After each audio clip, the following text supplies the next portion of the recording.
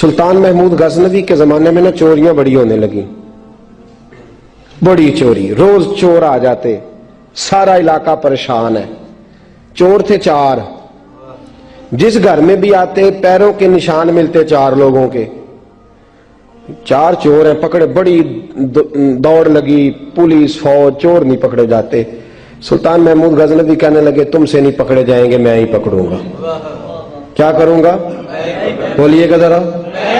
میں پکڑ کے لاتا ہوں۔ کہا جناب کیسے؟ فرمانے لگے دیکھ لو پکڑتا ہوں۔ سلطان محمود غزنوی نے نقاب ڈالا چہرے پہ، پرانے کپڑے پہنے، بازار میں نکل گئے، 4 چور کھڑے تھے سامنے۔ سلطان کو دیکھا تو دوڑنے لگے۔ آپ فرمانے لگے دوڑو نا، انا باشر مثلکم، میں بھی تمہارے جیسا ہی ہوں، میں بھی لباس آدمی پہنا جہان آدمی سمجھا۔ وہ مزمل بن کے آئے تھے، تجلا بن کے نکلیں گے۔ لباس آدمی پہنا جہان آدمی سمجھا، مزمل بن کے آئے تھے، تجلا، نہ حلیمہ بھید کھلا ہے یہ، نہ مقام چونو چرا ہے یہ، تو خدا سے پوچھ وہ کون تھے تیری عظمتیں جو بڑھا گئے۔ سلطان کہنے لگے انا باشر مثلکم، نہ ڈرو میں تمہاری طرح کا ہی ہوں۔ ان بیوقوفوں نے سمجھا شاید چور ہے، کہا نا میں تمہاری طرح کا ہوں۔ انہوں نے کیا سمجھا؟ شاید لباس آدمی پہنا جہان آدمی، شاید چور ہے۔ انہوں نے کہا چلو جی طاق اداد ہو گئے، پہلے 4 تھے اب بیٹھ گئے، بات چیت ہونے لگی۔ سلطان کہنے لگے یار چور ہو تم بھی، چوریاں کرتے ہو، تو کتنی چوریاں آج تک کر لی ہیں؟ کہنے لگے بڑی کی ہیں یار، لیکن کوئی نہیں، تھوڑے سے پیسے ہوتے ہیں 2-4 دن میں ختم ہو جاتے ہیں۔ سلطان کہنے لگا چلو یہ تو بتاؤ کہ کوالٹی بھی ہے تمہارے اندر؟ ایک شخص کہنے لگا جی میرے اندر کوالٹی ہے، جانور بولے تو اس کی بولی سن کے بتا دیتا ہوں کہ یہ کیا کہہ رہا۔ دوسرے سے پوچھا تو بھائی؟ کہنے لگا جی میرے اندر کوالٹی ہے کہ جتنی مرضی اونچی دیوار اور رستہ کوئی نہ ہو، میرا کام ہے چڑھ جانا۔ تیسرے سے پوچھا تو بتا؟ کہنے لگا میری خوبی یہ ہے کہ میں سونگ کے بتا دیتا ہوں پیسے کہاں رکھے ہوئے ہیں۔ سلطان مسکرا کے کہنے لگے ساری چوروں والی کوالٹیاں ہیں، پکے چور، چوروں والی کوالٹی ہیں ساری تمہارے اندر۔ خیر چوتھے سے پوچھا تو بتا، تو بتا؟ کہنے لگا جی میری کوالٹی یہ ہے کہ جس کو رات کے اندھیرے میں نقاب میں دیکھ لوں، سویرے پہچان لیتا ہوں بندہ کون تھا۔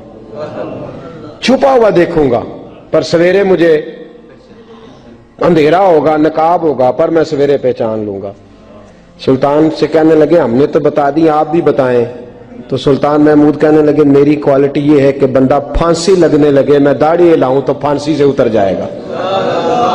پھانسی لگنے لگے، میرا کام ہے داڑھی ہلانا اور بندہ پھانسی سے فارغ۔ نے کہا کیا بات ہے، پتے ایڈریس سب کے لے لیے۔ سلطان کہنے لگا یار تھک گئے، چوری ککھ دی ہوئی تو چوری لکھ دی ہوئی، تو آج بادشاہ کا گھر نہ لوٹے۔ روز جو تھوڑی تھوڑی کرتے ہیں تو بڑا ہاتھ مارتے ہیں، کچھ ہاتھ تو آئے نا۔ وہ کہنے لگے یار تو بڑا دلیر چور ہے، پہلے دن آیا اتنی دلیری۔ کہنے لگے چلو آج سلطان کا گھر لوٹتے ہیں۔ چلے محمود غزنوی کے گھر کی طرف۔ جب پہنچے نا دروازے پہ تو کتا بھونکنے لگا، جو کہتا تھا نا میں پہچان لیتا ہوں، وہ کہنے لگا کتا کہہ رہا ہے تمہارے اندر ایک بادشاہ بھی ہے، بادشاہ ہے۔ تو باقی 3 کہنے لگے عجیب بیوقوف ہے، ہم تو ایک جیسے ہیں سارے۔ انہوں نے کہا نہیں انا باشر مثلکم، تو پاگل ہے، آج تجھے غلطی لگ گئی۔ دیوار بڑی اونچی تھی، وہ جو کہتا تھا نا چڑھ جاتا ہوں وہ چڑھ گیا، رسا پھینکا باقی بھی چڑھ گئے۔ اور جو کہتا تھا سونگ کے بتا دیتا ہوں، اس نے بتا دیا کہ اس کمرے میں خزانہ ہے۔ لوٹا، نیچے آئے، اس کو ایک جگہ پہ لے کے بیٹھے بانٹنے کے لیے۔ سلطان کہنے لگے بیوقوف ہو، کوئی معمولی گھر نہیں لوٹا، بادشاہ کا گھر لوٹا۔ سویرے گلی گلی پولیس دوڑے گی، فوجی دوڑیں گے، ایک سوئی بھی پکڑی گئی تو پکڑے جائیں گے، خزانہ زمین میں دبا دو، بات ٹھنڈی ہوگی تو آ کے اس کو اکھیڑیں گے، بانٹ لیں گے۔ ایڈریس پہلے لے لیے تھے، وہ سب اپنے اپنے گھروں کو چلے گئے۔ سلطان آئے، سپاہیوں سے کہا کہ 4 بندے اٹھا لاؤ، اور فلان جگہ خزانہ دفن کیا وہ بھی اٹھا لاؤ۔ اب قاضی صاحب کی عدالت میں مقدمہ چلا، جرم ثابت ہو گیا، 4 کو سزائے موت ہو گئی۔ اب وہ 4 کہتے ہیں 4 تو ہم ہیں، 5واں کدھر گیا؟ 5واں کدھر ہے؟ انا باشر مثلکم، وہ کہتا تھا تمہاری طرح کہوں، وہ کدھر ہے؟ जिस दिन फांसी लगनी थी ना, तवज्जो है आपकी, जिस दिन फांसी लगनी थी, महमूद गजनवी ने कहा कि फांसी लगते वक्त पहले मुझे मिला लेना। वो जब जा रहे थे ना वहां फांसी लगने के कमरे में, तो हुक्म था महमूद का, अब उनको आए लेके चारों महमूद गजनवी के पास। तो रात को तो नकाब में देखा था, अंधेरे में देखा था, वो जो कहता था ना पहचान लेता हूं, वो आगे बढ़ा, कहने लगा हजरत जी फांसी लगने लगी है, जरा दाढ़ी तो हिला दें, मेहरबानी तो फरमाए, लगने लगी है फांसी, मेहरबानी करें, मरने लगे हैं। सुल्तान महमूद कहने लगे इनको फांसी, बस वो दाढ़ी हिली, फांसी गई। महमूद गजनवी ने कहा चोरी ना करो, दरबार में आ जाओ, नौकरी पे बैठो, जो तनख्वाह कहते हो देता हूं, चोरियां छोड़ दो। चोरियां भी छोड़ दी, बंदे भी बन गए। महमूद गजनवी ने बाजू थामा और अपने पीर हजरत अबुल हसन खिरकानी के पास ले गए, बैत भी कराया, अल्लाह अल्लाह भी सिखाई, वली भी बन गए। मौला अबू नूर साहब वाले रामा फरमाते हैं बस यही बात है, वली अंदर ही फिरते रहते हैं, अंदर ही घूमते रहते हैं, लोग समझते हैं हमारे जैसे ही हैं, बस ताल्लुक ठीक रखना, कयामत में फांसी लगने लगेगी, उनकी दाढ़ी हिलेगी, अल्लाह निजात अता फरमा देगा। हज़रत बरेलवी रहमतुल्लाह ताला अलैह हमें सबक देते हैं, फरमाते हैं दुश्मने अहमद पे शिद्दत कीजिए, दुश्मने अहमद पे अशिद्दाउ अलल कुफ़ार, दुश्मने अहमद पे हल्की फुल्की उनके साथ नफरत नहीं, ये कुरान मजीद का सबक है। दुश्मने अहमद पे शिद्दत कीजिए, मुल्हिदों से क्या मुरव्वत कीजिए, जो बेदीन हो जाए वो मुरव्वत के काबिल। हमारा अजीब मामला है, वो हमारे बच्चे काटते हैं, हम कहते हैं नहीं बात बैठ के करनी चाहिए, वो हमारे टुकड़े कर रहा है, खून पी रहा है, हम कहते हैं नहीं टेबल टॉक करनी चाहिए, हमने बात की है, सफीर को बुलाया था। ये किस किस्म की गुफ्तगू है भाई? वो तेरा खून पी रहा है, तू जवाब में कह रहा है नहीं नहीं वो हमने बात की है अक़वाम मुत्तहिदा में, कल परसों बैठेंगे आपस में गुफ्तगू करेंगे, सही हो जाएगा मसला। अशिद्दाउ अलल कुफ़ार, अहले ईमान मोमिन की पहली सिफ्त अल्लाह ने यह बयान फरमाई कि वो काफिरों पर वो सख्त है, पहली सिफ्त ये। मन अहब्ब लिल्लाह व अबग़द लिल्लाह व मना लिल्लाह व आता लिल्लाह फ़क़द इस्तकमल अल ईमान औ कमा क़ाल सल्लल्लाहु अलैहि वसल्लम। हुज़ूर ने फरमाया अगर अल्लाह की रिज़ा के लिए मोहब्बत करना ईमान का हिस्सा है तो बुग़्ज़ रखना भी ईमान का हिस्सा है। अल्लाह की रिज़ा के लिए बुग़्ज़ रखना भी, ये जो जज्बा है ना कुफर के खिलाफ जज्बा, ये ईमान की बुनियाद है। लोग कहते हैं इस्लाम मोहब्बत सिखाता है, इस्लाम, भाई कौन कहता है इस्लाम नफरत से? इस्लाम सिखाता ही मोहब्बत है, इस्लाम सिखाता ही। लेकिन मेरे भाई ये तो बतलाओ ना साहब कि वो जो जड़ी बूटी फसल के साथ उगाती है उसका रंग हरा नहीं होता, वो चहचहाती लहलहाती नहीं, काटते क्यों हो पकड़ के उसे, दवाई डाल के मारते क्यों हो? इसलिए कि बाकी फसल को तबाह ना करे, बाकी फसल को नुकसान। काफिर पर जब तू सख्ती करता है तो उसका मतलब ये होता है कि वो फिर दोबारा जुल्म नहीं करता, वो ज्यादती। हमारी काफिर के हक में नरमी है। सऊदी गवर्नमेंट का मरासला आया, उन्होंने कहा जनाब हमें शिकवा है पाकिस्तानी हाजियों से कि हजने जब जाती हैं तो ये बुर्का नहीं पहनती, नकाब नहीं ओढ़ती। ये बाकायदा मरासला उनकी वजारत हज ने पाकिस्तानी, मुझे चूंकि मौका मिलता रहता है हज ट्रेनिंग पर जाने का, तो हमें वो पढ़ाते हैं, कहते हैं जी ये आप देख लें। बाकायदा मरासला आया, बड़ी खुल के बात कर रहा हूं जिम्मेदारी से। ये जनाब पाकिस्तान की जो बीबियां यहां हज करने आती हैं वो बाजारों में बगैर नकाब के फिरती हैं, वो खजूरें खरीदने चाहती हैं तो बगैर नकाब के, खुशबू लेने जाती हैं तो बगैर नकाब के, लिहाजा इन्हें पर्दा कराओ। अगर कोई बीबी बगैर पर्दे के आई, चले अय्याम हज में तो एहराम की हालत में तो हम कबूल कर लेंगे, लेकिन अगर इसके अलावा आई तो हो सकता है डिबोर्ट कर दी जाए। बाकायदा मरासला। आम गरीब मुल्क की, पाकिस्तान की, इंडोनेशिया की, सूडान की बीबी बगैर पर्दे के नहीं जा सकती, पर ट्रंप की बीबी बगैर पर्दे के सऊदी अरब जा सकती है। हम तुम चुप कर गए हो ना, वीडियो मेरी पे बनती है, तुहाडी नहीं। فکر نہ کریں، میں سچی بات کر رہا ہوں، سچی بات اور کھری کر رہا ہوں ذمہ داری سے۔ او بھائی، اس کی بیوی پر کوئی پابندی نہیں، کوئی پابندی نہیں۔ وہاں تم نے تلواریں پکڑ کے رقص کر لیا، وہاں سب جائز تھا۔ اب تمہیں وہ کدھر گیا متوا جو بھاگ کے آتا ہے کہ گنبد کی طرف منہ نہ کرو؟ وہ کدھر گئے لوگ جو کہتے ہیں جناب دیکھو جی وہ مقدس پاک لوگ ہیں، خبردار ان کی بات نہ کرنا؟ کلیجہ روتا ہے، دل خون کے آنسو روتا ہے۔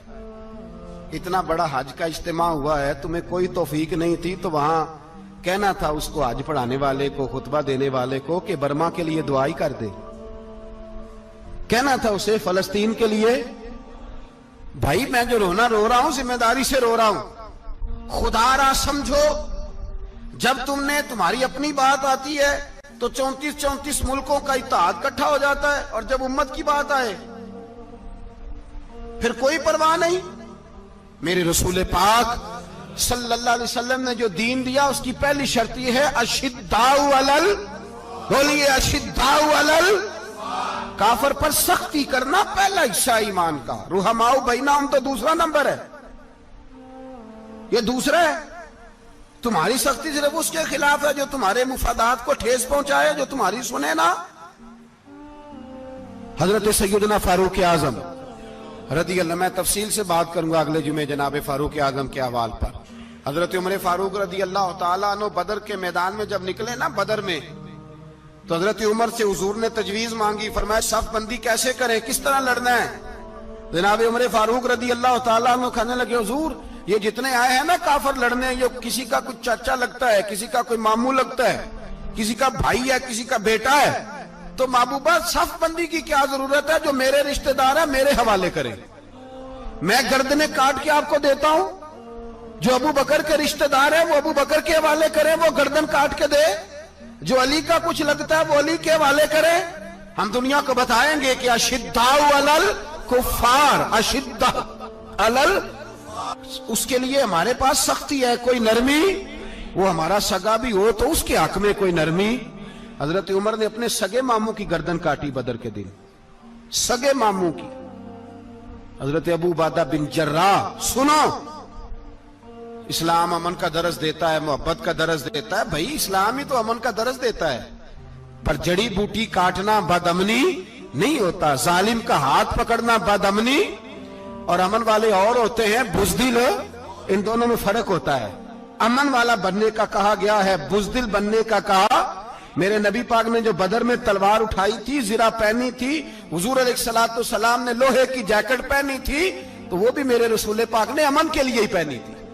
میرے نبی پاک صلی اللہ علیہ وسلم نے احد کے دن جو ہتھیار اٹھائے تھے تو وہ بھی امن کے لیے اٹھائے تھے، وہ بھی امن کے لیے حضور نے ہتھیار اٹھایا تھا۔ ہتھیار اٹھانا بد امنی کی علامت نہیں ہوتا میرے بھائی، یاد رکھیں۔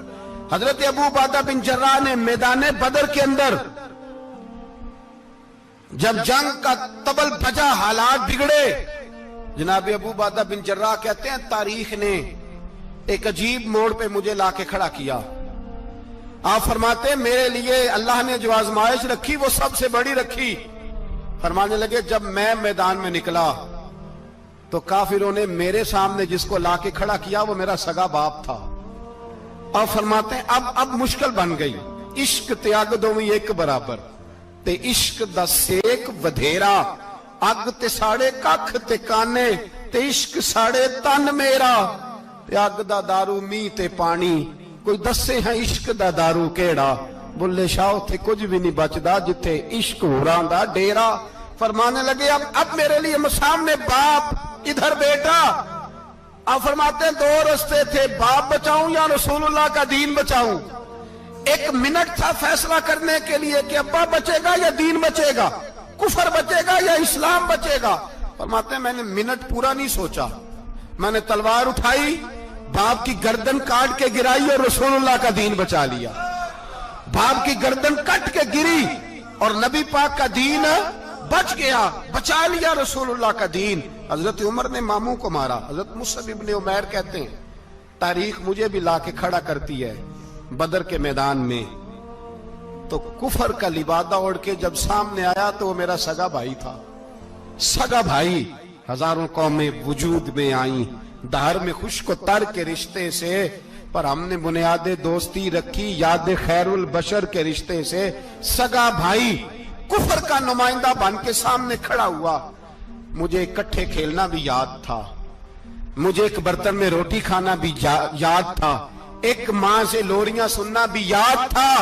फरमाते हैं ये सारा कुछ याद था, पर इस्लाम के हक में दिया हुआ खुतबा जो मोहम्मद अरबी ने दिया था वो भी मुझे याद था। मुझे रसूलुल्लाह की बताई हुई बातें भी, फरमाते हैं मैं सारा कुछ भूल गया, पर मुझे अपने रसूल का पढ़ाया हुआ सबक नहीं भूला, वो मुझे याद रहा। मैंने फिर सगे भाई की गर्दन काटी और मैंने वो गर्दन काट के हुजूर के पास पेश की और मैंने दुनिया को बताया कि हमारे लिए असल वो है जो हमारे रसूल हमें हुक्म इरशाद फरमाते हैं। ये रिश्ते हमारे लिए असल, हमारे जी अच्छे तल्लुकात हैं। कौन से अच्छे तल्लुकात, कौन से अच्छे तल्लुकात?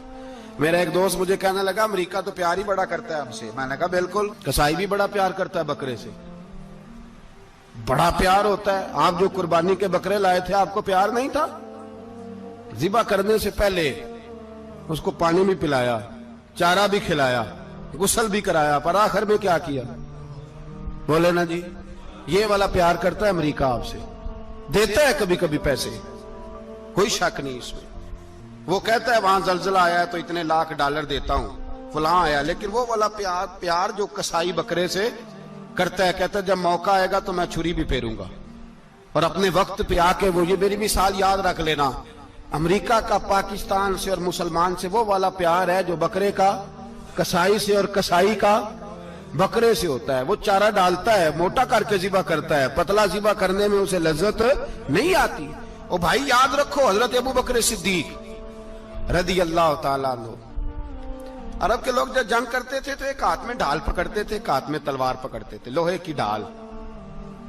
जब दुश्मन हमला करता था तो ढाल आगे करते थे, वो कई दफा टकरा के ढाल से तलवार गिर जाती थी। हज़रत अबू बकर सिद्दीक मैदान में निकले, बेटा काफिरों की तरफ से लड़ने आया है, सगा बेटा, और मेरे मुस्तफा करीम ने फरमाया औलाद बुज़दिल कर देती है आदमी को, पर जब ईमान पुख्ता हो तो फिर सहाबा ने इस बुज़दिली की भी परवाह नहीं की। सगा बेटा काफिर की जानिब से आया, हज़रत अबू बकर सिद्दीक ने तलवार से हमला किया, बेटे ने ढाल आगे की। जब साहबजादे ने ढाल आगे की ना तो हज़रत अबू बकर की तलवार लोहे की ढाल से टकराई, तलवार गिर गई। अब हज़रत अबू बकर ने हत्ते हो गए, साहबजादे ने उठाई तलवार, कहता जब मैं मारने लगा तो ख्याल आया घर तो मेरा उजड़ेगा ना, बाप तो मेरा ही है ना। साहबजादे कहते हैं मैं अबू बकर सिद्दीक को छोड़ के चला गया, बाद में मुसलमान हो गए, कलमा पढ़ लिया। एक दिन घर में बैठे थे तो बात शुरू हो गई, साहबजादे कहने लगे अब्बा जी वो याद है ना जब मेरी ढाल से आपकी तलवार टकराई थी और तलवार गिर गई थी तो मैंने आपको बाप समझ के छोड़ दिया, मेरा ही घर उजड़ना था बाप समझ के। जनाब सिद्दीक अकबर रज़ी अल्लाह ताला अन्हु साहिब इब्ने शाम ने लिखा है कि अपनी सुरीन पर 2 दफा हाथ मारा, 2 दफा। कहने लगे बेटे तू उस वक्त काफिर था, तूने मुझे छोड़ दिया, मैं जब वापस पलटा था ना उसी दिन उसी लम्हे तो मेरे दिल में ख्याल था कि बेटे ने तो छोड़ दिया है, लेकिन अगर बेटा यूं मेरी तलवार के नीचे आता मैं बेटा समझ के माफ ना करता, कुफर का नुमाइंदा समझ के कत्ल कर देता।